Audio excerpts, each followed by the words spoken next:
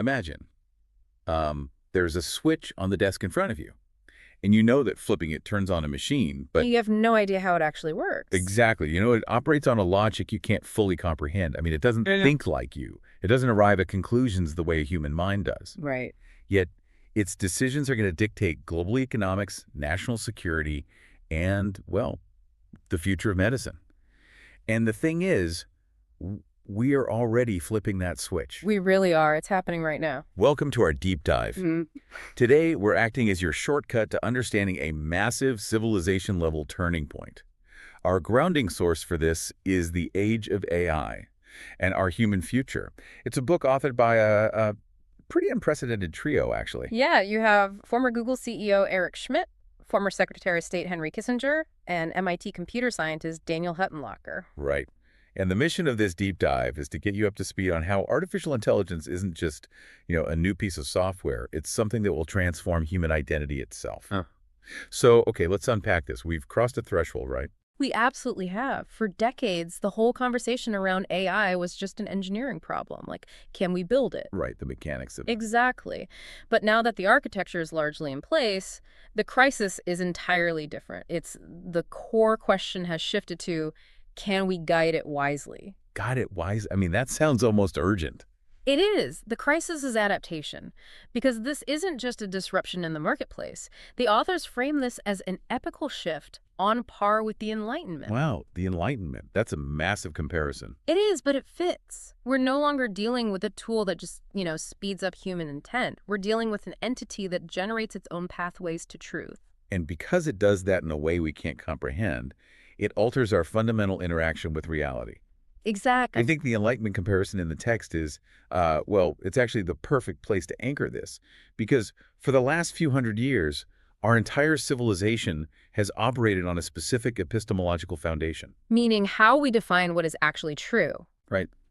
Following the scientific revolution, truth was derived through human reason.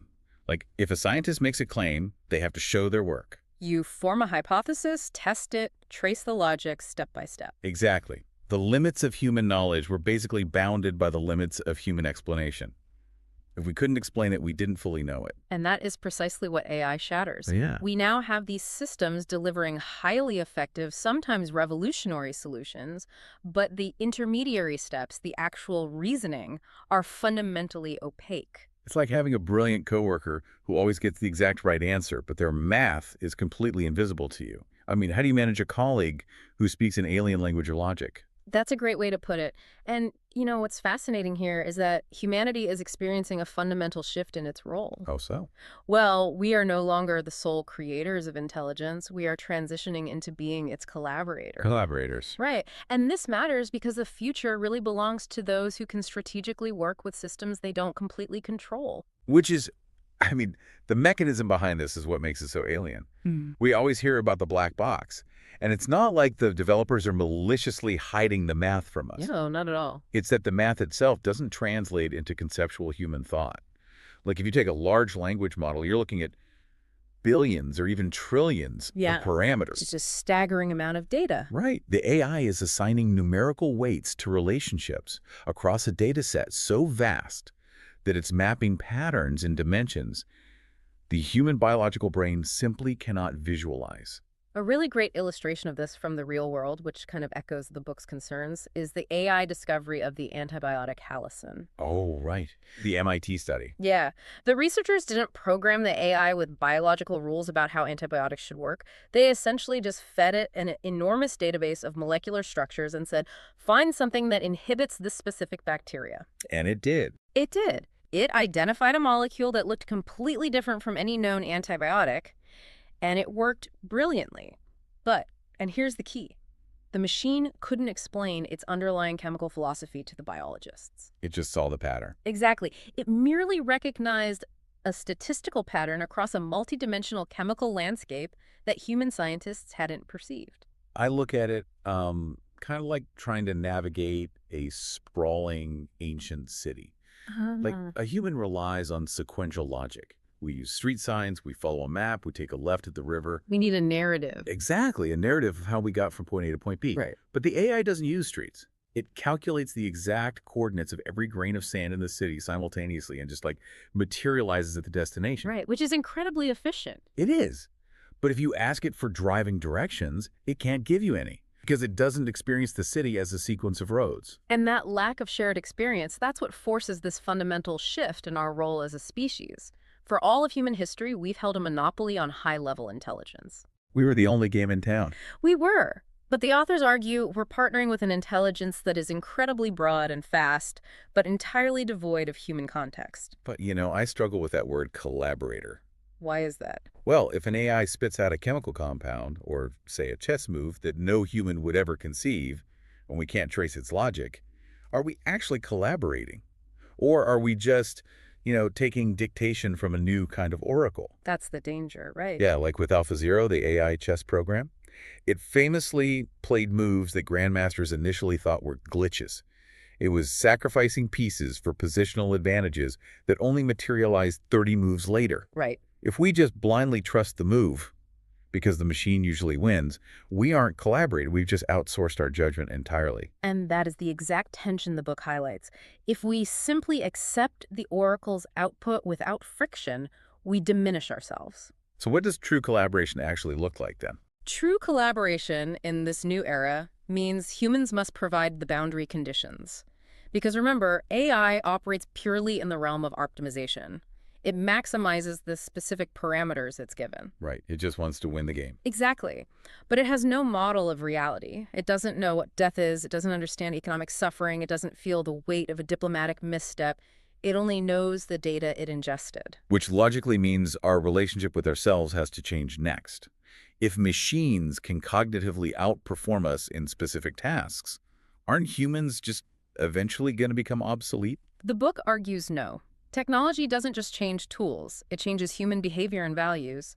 As AI becomes integrated into daily life, it forces a redefinition of identity, work, and relationships. So what does this all mean? Like for you listening to this right now, what does this mean for your career and life? It means that rather than competing on raw processing power, which is a battle we've definitively lost, you have to cultivate deeply human skills. Like what? Creativity, ethics, adaptability, emotional intelligence, long-term thinking. The paradox is that the smarter machines get, the more valuable human qualities become. Because the AI provides the raw cognitive engine, but the human has to be the navigator. We have to determine if the destination actually serves human flourishing. Exactly. And if we connect this to the bigger picture, this shift in individual value scales up incredibly fast. Because if individuals have to redefine their utility, nations are having to entirely redefine their power structures. Oh, here's where it gets really interesting. We're looking at a completely new kind of technological arms race. We are. The book introduces this concept of intelligence infrastructure, and it fundamentally rewrites how we need to think about global geopolitics. Because historically, a nation's infrastructure was physical, right? Tangible things. Yeah. Navigable rivers, railroads, electrical grids, the interstate highway system. Right. Those physical assets dictated a country's economic and military ceiling. But in the 21st century, that ceiling is dictated by computing capacity and data integration. AI is no longer just a software product. It's a new global superpower determinant. And we really need to break down what that intelligence infrastructure actually looks like structurally. It's not just, having a few supercomputers. Its entire stack. Yes, a full stack. It starts at the base with the silicon access to advanced microchips and the highly complex semiconductor supply chains. Right. Then it's the massive server farms required to train these models. Above that, it's the data pipelines, the ability to aggregate and clean national-scale data. And finally, integrating all that machine learning into the national grid, the financial sector, the military apparatus. Exactly. And if a nation lacks any layer of that stack, they essentially become a vassal state to whoever does control it. Which creates a staggering level of geopolitical asymmetry. Because unlike previous technological eras where advancements diffuse gradually, AI exhibits nonlinear returns. Right. The systems iterate and improve upon themselves. So a slight algorithmic advantage today can compound into an insurmountable strategic lead tomorrow. But there is a massive complication in this new arms race that the authors point out. And it's wild when you think about it. The private sector dynamic. Yes. During the Cold War, the cutting edge of technology like the nuclear arsenal and aerospace was entirely funded, developed and tightly controlled by the state. The government had a monopoly on the Manhattan Project. Right. But in the AI era, governments are relying on the private sector. The intelligence infrastructure is largely owned by massive multinational corporations, not just rival governments, but governments versus corporations. The state no longer has a monopoly on the most consequential technology of its time. The compute power, the top engineering talent, the proprietary algorithms, they all sit inside private companies. Which forces a very messy alliance. It does. Governments must partner with these corporations for national security, but these corporations operate globally. They're driven by market incentives, not necessarily national allegiances. Whether you are a citizen, a business leader, or a politician, understanding this isn't optional anymore. It dictates future security. But man, that introduces an incredible amount of volatility into the international system. Absolutely. And Kissinger's background really informs this section of the book. He looks at the doctrine of mutually assured destruction. Of AD. Right. Which, however terrifying, kept the Cold War relatively stable. Both sides knew exactly what a nuclear weapon would do, and both knew a strike meant their own annihilation. The deterrent was predictable. But AI completely breaks that predictability. We don't fully understand it, yet we're in an arms race. How do we keep this from flying off the rails? Well, the nature of AI weapons and cyber capabilities is inherently opaque. You can count the number of nuclear silos a rival nation has via satellite. Right, they're physical. But you cannot count their algorithms. You can't measure the exact capability of an autonomous cyber weapon until it is literally deployed against you. And furthermore, AI accelerates the timeline of conflict beyond human biology. The book talks about this concept of hyperwar, where autonomous defense systems react to threats in milliseconds. Which is terrifying. Yeah. If an adversary's AI launches a cyber attack, a human commander literally does not have the reaction time to process the threat and authorize a countermeasure. You are forced to hand the keys of your defense grid over to your own AI. And this raises an important question about oversight, because this is where the opacity of AI becomes critically dangerous. The blind trust issue. Yes. If these systems are operating in a multi-dimensional logic space we don't understand, the risk of misinterpretation is extremely high. Like, what if an autonomous defense system hallucinates a threat based on some spurious pattern in the data? It might launch a retaliatory strike before a human even sees the alert. Yeah. The traditional decision loop is completely bypassed. That is exactly why the authors view guardrails as an urgent systemic necessity. It's not just a theoretical exercise. Powerful tech without guardrails creates severe instability. But the friction there is obvious. How do you convince any nation to slow down and build safety constraints when slowing down might mean losing the most important arms race in human history? Right, the stakes are just too high in medicine, warfare, finance, governance.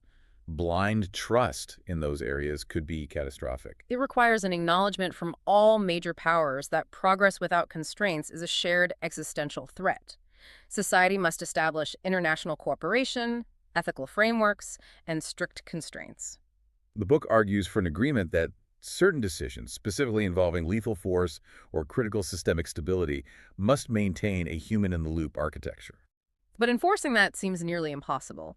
Unlike enriched uranium, which requires massive detectable centrifuge facilities, an AI model is ultimately just math and code. It's infinitely replicable software.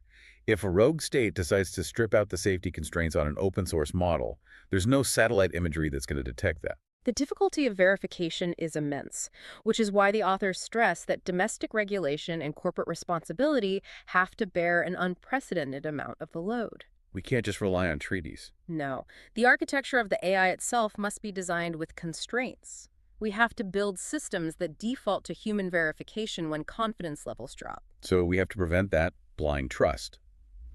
The sheer authoritative speed of AI makes it incredibly tempting to just defer to the machine. Like in finance, if an algorithm executes 10,000 trades a second, the human broker just wants to let it run. Right, but if that pattern is a feedback loop caused by another AI, you get a flash crash that evaporates billions of dollars in an afternoon. The exact same applies to governance. An AI might optimize a municipal budget by cutting funding to specific social programs because it found a correlation that looks efficient on a spreadsheet. But the AI doesn't understand the cascading social degradation that follows. It doesn't understand human suffering. The human policymaker has to look at that optimal solution and apply the wisdom that the machine fundamentally lacks. That dynamic the machine proposes, the human disposes, That seems to be the only sustainable path forward. It really does. Progress without wisdom is ultimately dangerous. Okay, let's pull all these threads together for you listening. We have engineered a scalable intelligence. We are navigating a massive transition from being creators to collaborators. We're facing a new geopolitical arms race. Exactly, and dealing with the urgent need to use human wisdom as the ultimate guardrail. The main takeaway here, use AI to amplify your thinking, never to replace your critical judgment. Yet, reading through these sources, there is a final kind of lingering thought to mull over regarding human understanding. What's that? Well, if AI solutions are often beyond human comprehension and we increasingly rely on them for high-stakes decisions, will there come a day when we just stop trying to understand the why altogether? Wow. Could humanity eventually trade its desire for deep contextual understanding for the sheer convenience of a machine's right answer? That is a profound question to leave on. As this technology reshapes the world around us, preserving our demand for the why might be the most crucial human skill of all. Thank you for joining us on this deep dive. Stay curious, stay adaptable, and stay deeply human.